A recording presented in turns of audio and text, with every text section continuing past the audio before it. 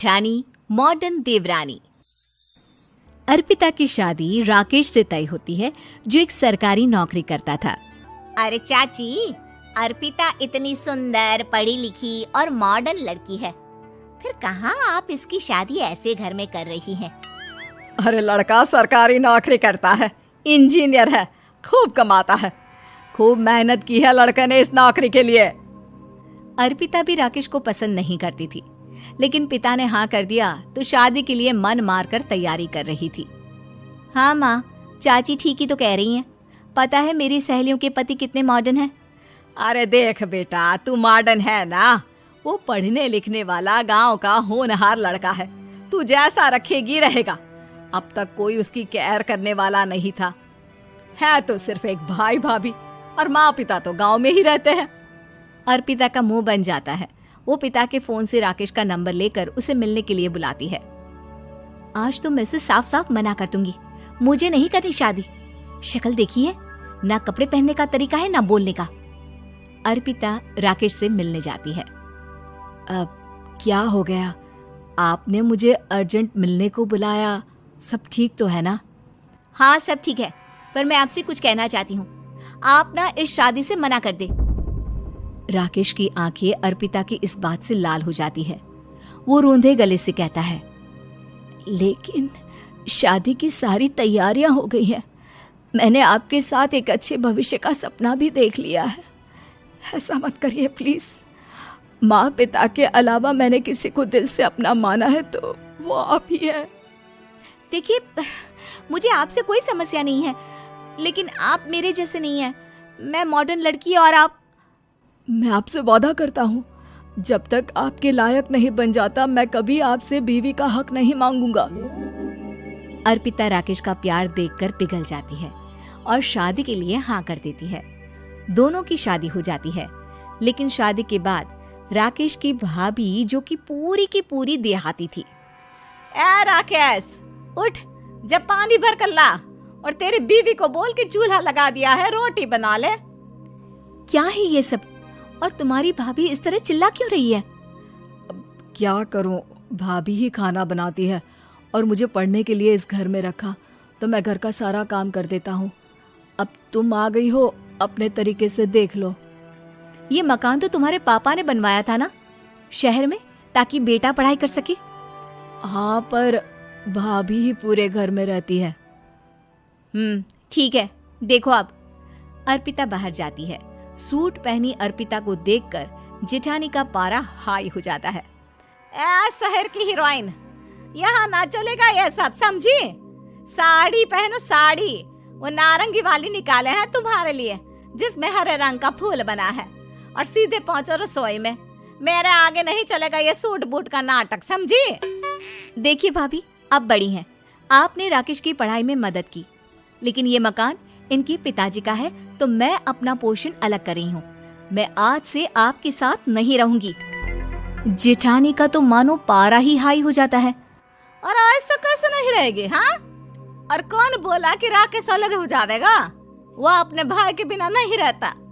आज देखिए तो, देखिए कल के आई छोरी क्या बोल रही है। राकेश के साथ बात हो गई है, मैंने ऊपर का हिस्सा राकेश को दे दिया है, उसके अपनी जिंदगी शुरू हो रही है, तो अच्छा है ना कि अब रसोई भी अलग हो जाए। अर्पिता राकेश की ओर फक्र से देखती है कि उसने अर्पिता के लिए स्टैंड लिया। अर्पिता बाजार में जाकर सारा रसोई का सामान ले आती है। पिता के दिए सामान से घर सजाती है और अपने तरीके से पूरे घर की सजावट करती है। शाम को राकेश ऑफिस से आता है। कुर्ता पैजामे में राकेश को देखकर, अरे ये क्या पहना है? भाभी सिलती है ना कुर्ता, मैं सारी कमाई भाभी को ही दे देता हूँ। लेकिन अब ना बीवी को देना होगा, क्योंकि भैया भी अच्छी नौकरी करते हैं। भाभी अपने पति का पैसा संभालें और मैं अपने पति का पैसा संभालूंगी। तभी भाभी आ जाती है। अरे देखो, बहुत हो गया। हाँ, अलग रहने तक तो ठीक था, लेकिन पैसा हम एक फूटी कौड़ी नहीं देंगे। बचपन से तुम्हारे पति को हमने पाला है, उसका हिसाब दो। अच्छा, हिसाब चाहिए? कितना पढ़ी है आप जो आपको हिसाब चाहिए? बड़े भाई हैं उनकी, जिन्होंने उन्हें पढ़ाया लिखाया, वो हिसाब मांगेंगे तो जरूर दे दूंगी भाभी। अरे देख, हाँ, अगर तूने पढ़ाई की है तो मैं भी अंगूठा छापना हूँ। अरे 5 की क्लास तक पूरी पढ़ाई की है, समझे? वैसे भी कल इन लोगों के माँ बाबूजी आ रहे हैं गांव से, वही लोग ठिकाने लगाएंगे तुझे। अगले दिन सास ससुर आते हैं, दोनों बहुत ही सीधे लोग। अच्छा किया जो ऊपर के हिस्से में राकेश की गृहस्थी लगा दी। अब दोनों बेटे अपना अपना देख ले। छोटी बहू कहाँ है? अरे बहुत ही चालाक है माँ जी, ऐसी जबान चलाती है जैसे दर्जी कैंची चलाता है। वैसे बहू तुम भी कम नहीं थी। और सुनाओ। तभी छोटी बहू सास ससुर के पैर छूकर उन लोगों को चाय और नाश्ता देती है। माँ जी, आप थक गई होंगी, मैं खाना लगा देती हूँ, ऊपर आ जाइए चाय पीकर। अरे बस बस, यही रहेंगे वो, क्योंकि बड़ी बहू मैं हूँ। हमेशा से इनके माँ बाबूजी मेरे पास ही आए हैं। चलिए माँ जी, आप ना किचन में खाना बनाइए, मैं जरा बाजार होकर आती हूँ और फिर साथ में खाना खाते हैं। जेठानी बाजार निकल जाती है और सास ससुर बेचारे घर पर अकेले। फिर दोपहर को, माँ जी, मैंने आप सभी के लिए खाना बनाया है। माना मैं छोटी हूँ, लेकिन अच्छा लगेगा अगर आप लोग मेरे साथ रहें। वैसे भी यहाँ है कौन बेटा, चलो ऊपर राकेश के पास ही चलते हैं। सास ससुर दोपहर का खाना खाकर वहीं आराम करने लगते हैं कि जेठानी आ जाती है। अरे वाह, ये तो वही बात हुई ना, कल की आई को पूरा परिवार और हम अकेले के अकेले। भाभी देखिए, परिवार में प्यार से रहा जाता है, ना कि चालाकी से। अम्मा खाना कैसे बनाती, पहले ही गांव से थक कर आई हैं। हाय रे दया, तो मैं का बाजार से ऐस करके आ रही हूँ। अरे भूख के मारे मेरा सर दर्द हो रहा है, पर यहाँ मेरी फिक्र कौन करेगा। अरे तो किचन में खाना है, लगा देती हूँ मैं भाभी।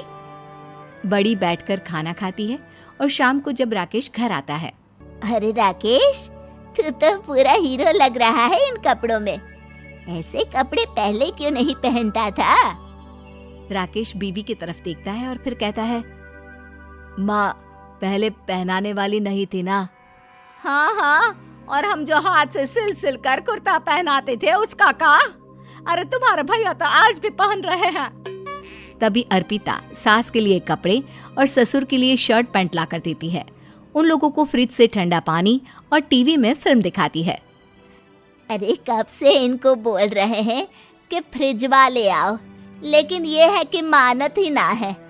बहू, अब तो तुम ही समझाओ ससुर जी को। नहीं पापा, आप फ्रिज मत लीजिए। अरे वाह रे छोटे, खुद फ्रिज का ऐसे का मजा ले, और इनकी माँ के पास फ्रिज भी ना हो। अरे देखा पिताजी, देखा माँ जी कब बोल रही है। अरे उसकी पूरी बात तो सुन लो कि वो क्या बोल रही है। वो इसलिए क्योंकि अब माँ जी और पापा यहीं रहेंगे मेरे पास। घर को घर सिर्फ मॉडर्न या गांव की सोच नहीं, बल्कि संस्कार बनाते हैं भाभी, और संस्कार अच्छे हो तो सब सही हो जाता है।